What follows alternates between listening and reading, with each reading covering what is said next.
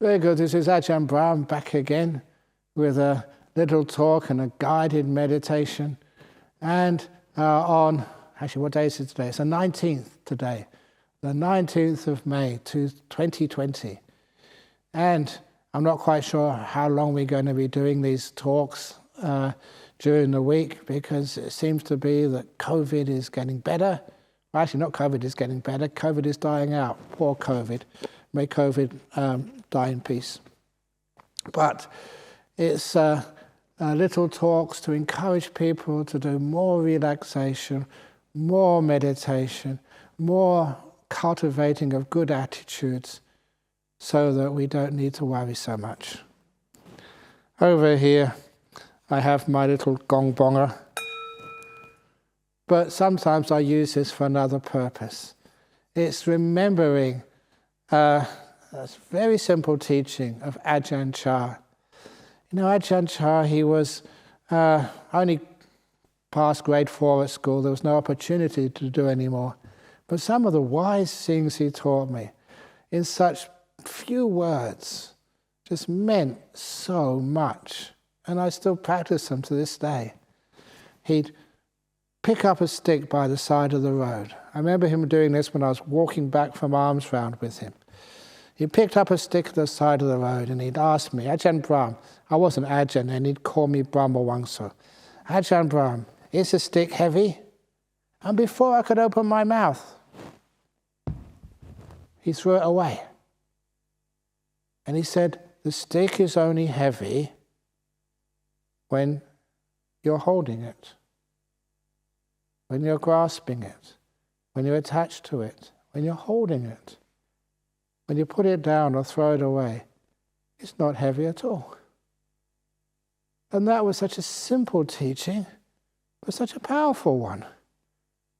Because so many of my duties and responsibilities and burdens now, they're just, sometimes there's so much. And the story I often tell, which makes it very clear, just the busyness of a monk, but am I really busy? But anyway, I gave a talk one evening. It was in Singapore, a big talk, a couple of thousand people, and a question and answer time. A fellow at the back stood up by the microphone and said, Ajahn Brahm, it's all very well for you to teach us like this how to relax, how to let go, but you're a monk. You're a monk. What do you know about stress and busyness and responsibility? He asked a question like that. And of course, I was up to the challenge, so I thought. And I said, listen, I got up at 4 o'clock this morning, I said, and I listed to the best of my memory all the things which I had done that morning, mostly for other people. All fulfilling my responsibilities, my duties, talking, counseling, asking questions, so much work. And this was, when he asked that question, it was about 10 p.m. in the evening. And I've been at it all day, doing my duties as a Buddhist monk, as a teaching monk. And after I'd finished detailing all my work, he got to the microphone again. And he said, wow, I never realized how hard a modern day monk has to work. He said, I'm in the IT industry. I thought that was hard work, but I always thought one day I'd become a monk. Not now, I think I'll stay in IT. I lost a possible monk. But never mind. You do sort of sometimes work hard, but only one thing in the moment. And that's why you learn how to throw things away. I can go and pick up that thing afterwards and carry it around if I need to. That's one thing I learned, is how to let go. And how do you let go? It's sometimes so difficult. People ask me, they meditated, they're a Buddhist, they like Buddhism, they get the theory, but how do you do it? They say, how do I let go? They said they close their eyes, they cross their legs. I was going to say the other way around, cross your eyes and close your legs. Anyway, I won't go there anymore. You close your eyes and you cross your legs and then you just watch your breath or something. They said they don't watch their breath. They watch all their problems or fantasies or dreams or anxieties. They said, it's more peaceful having their eyes open and not meditating. They haven't learned how to let go.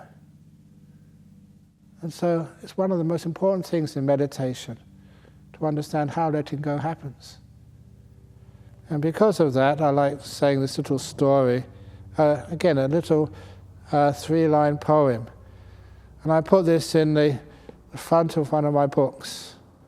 The 3-line poem goes, grant yourself a moment of peace. Just a moment of peace. Grant yourself a moment of peace. And you realize how foolishly you've scurried about, like run around. You need to grant yourself that moments of peace, first of all. A lot of times people don't even give themselves moments of peace. They wait for someone else to give it to them. Or they wait till it just happens, instead of giving yourself that time to be peaceful.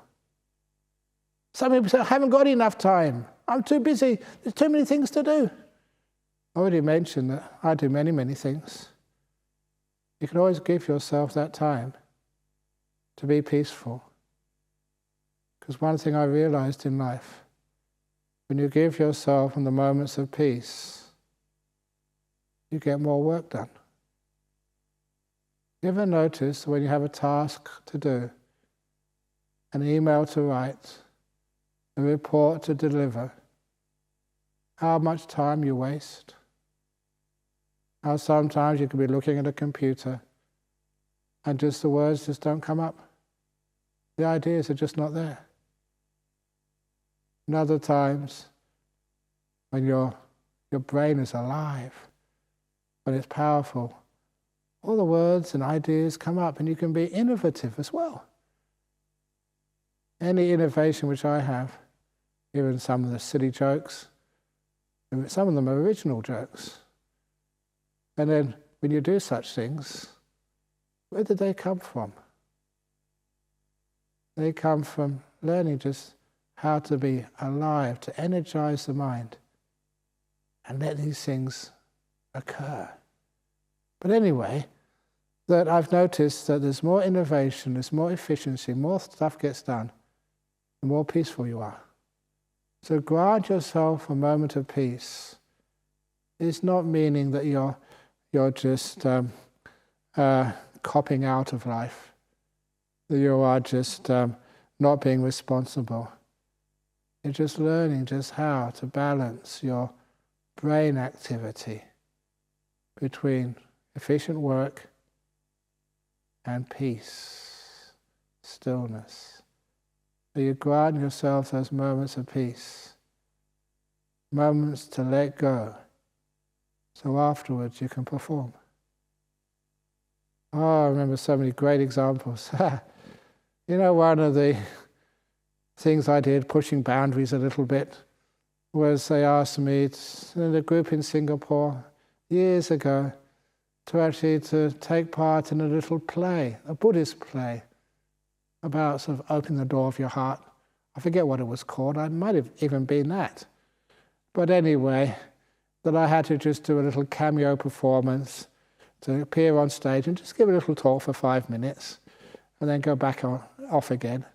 And I was very happy to help out, to try and experiment making Buddhism more relevant to people in our modern world and to reach them more. So anyway, as I went up there I came right from Perth, arrived in Singapore early in the afternoon for the matinee performance, that's in the afternoon.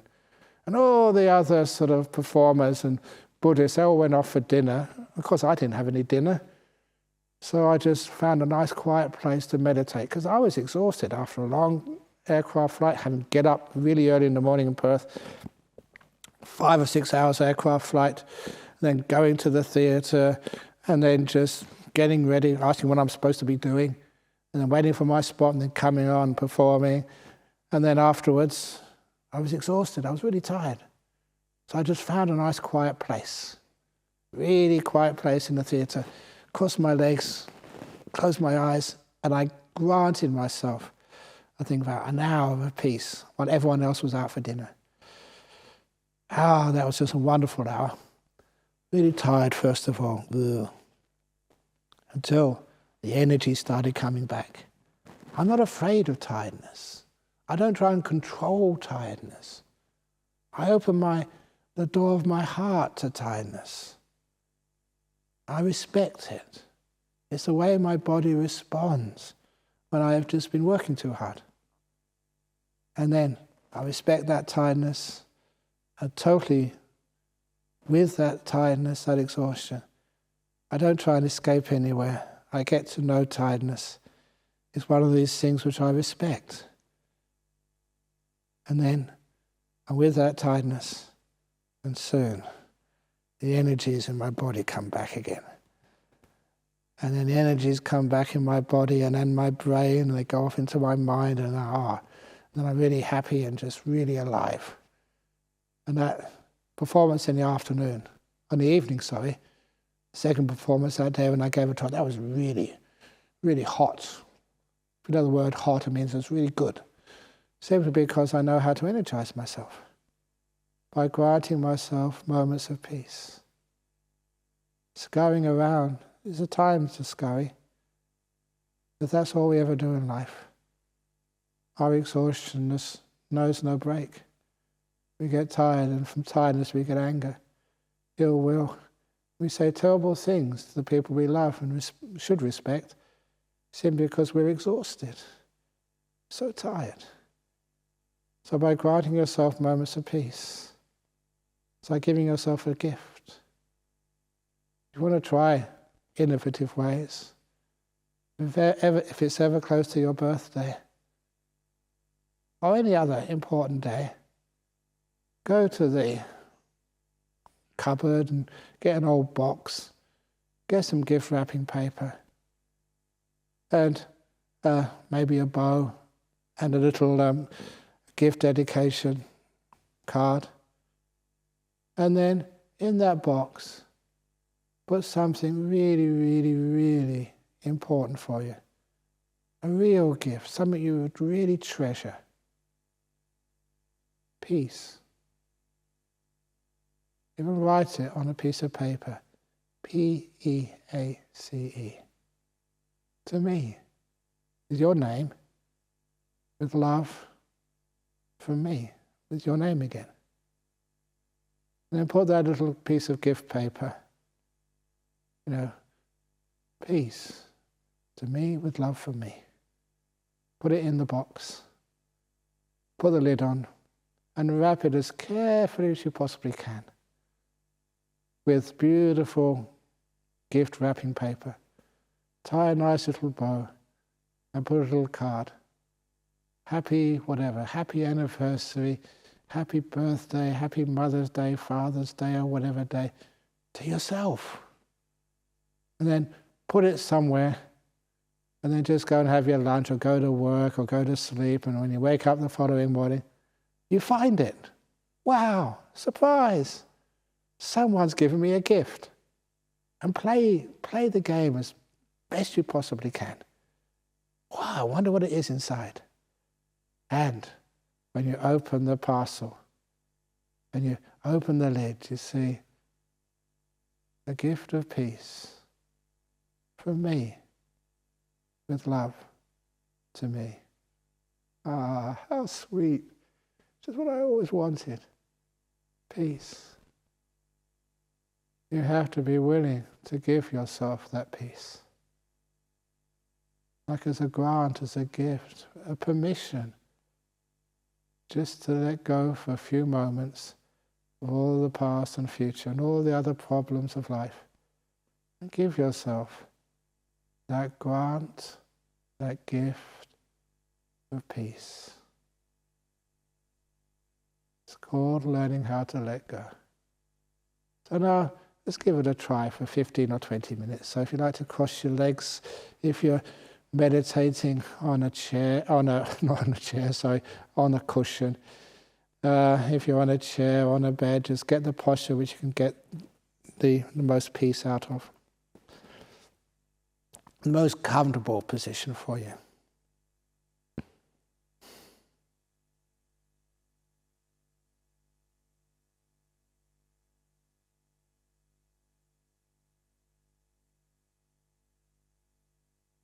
And close your eyes.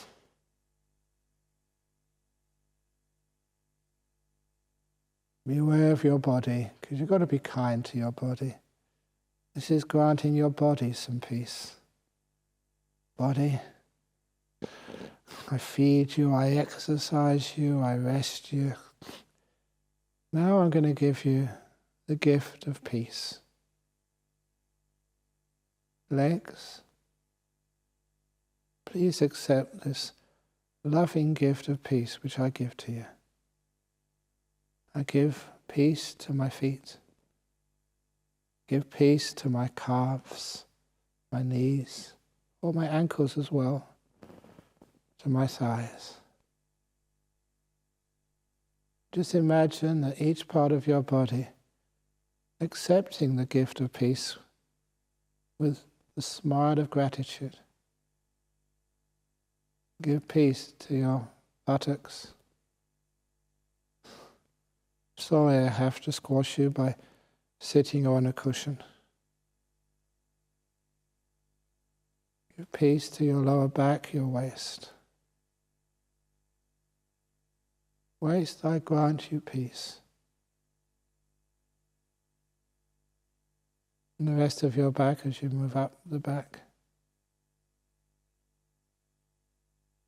May you all be peaceful, every muscle, every bone, every ligament, every joint.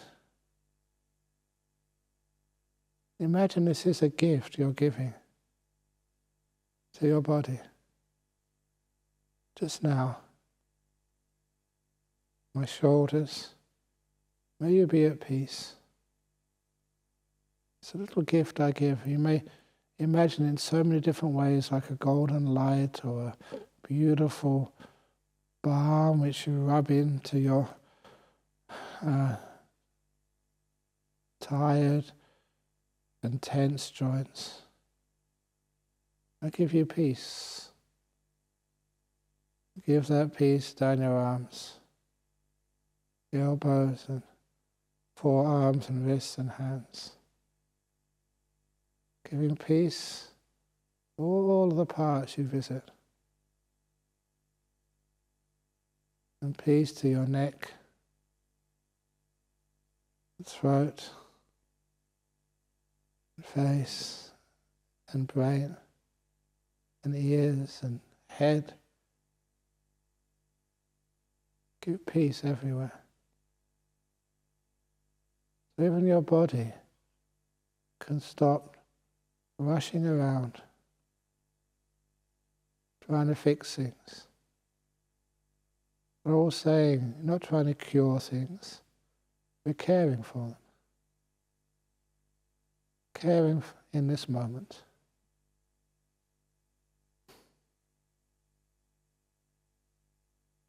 And then you go to your mind.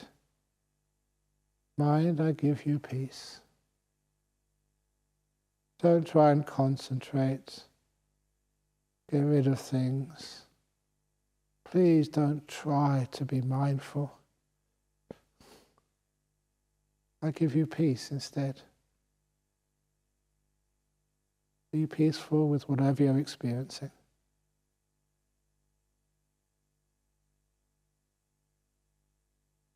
The ceasefire on the spiritual assault of Nibbana.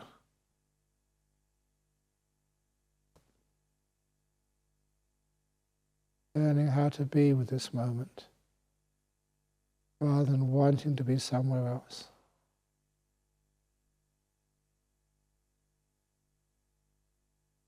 Make peace, not war, with your mind, with your life. And listen, not with the ears on the side of your head. Listen with the ears inside your mind.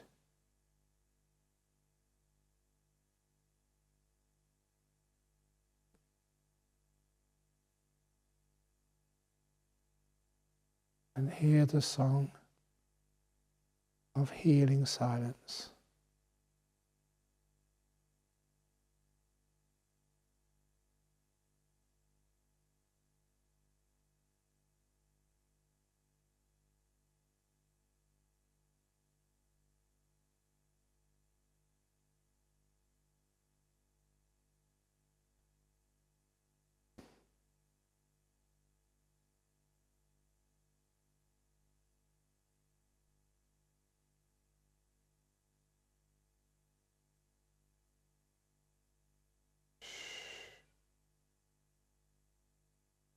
Give yourself the gift of silence as well as peace.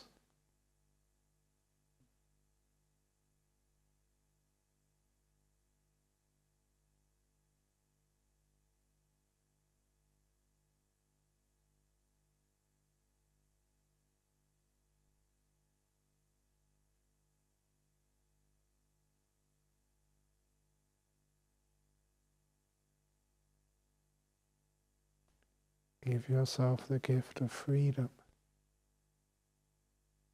Don't try and keep anything.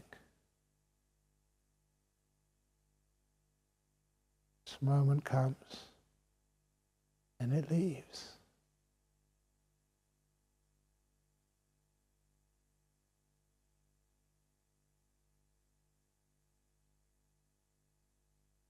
Give yourself the gift of freedom, of not needing to understand, just to be.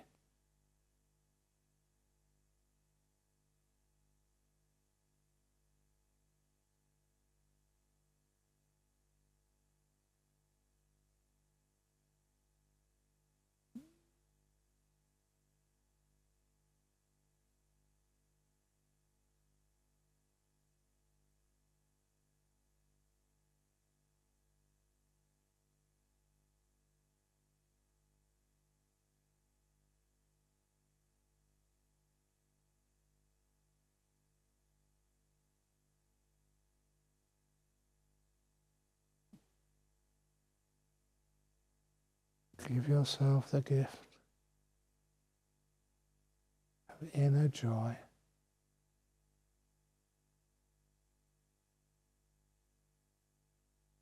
Beautiful delight in a body which is at ease.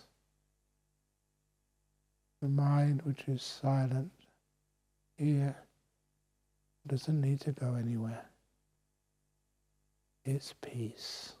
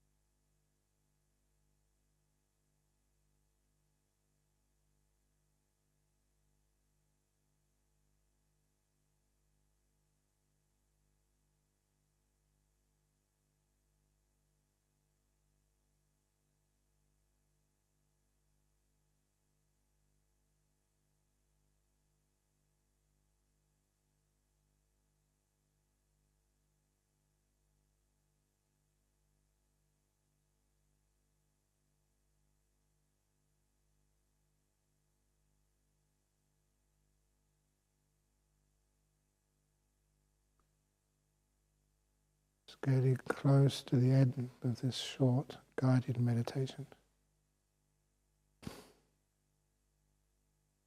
How are you? How do you feel? You don't want anything. You have contentment itself.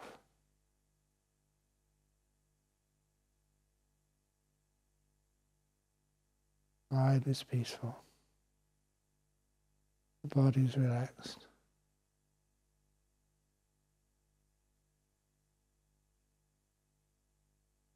You've given yourself these moments of peace.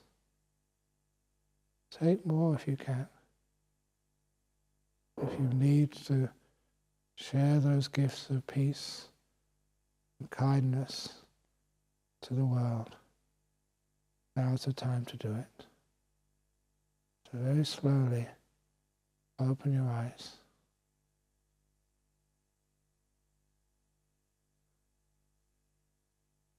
Now we'll give the closing blessing.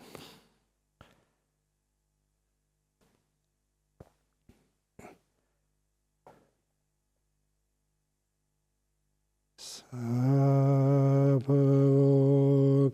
vinimuto, sabba santapa vajito, sabba veramati gando, niputo chatuang bhava, sabitiyo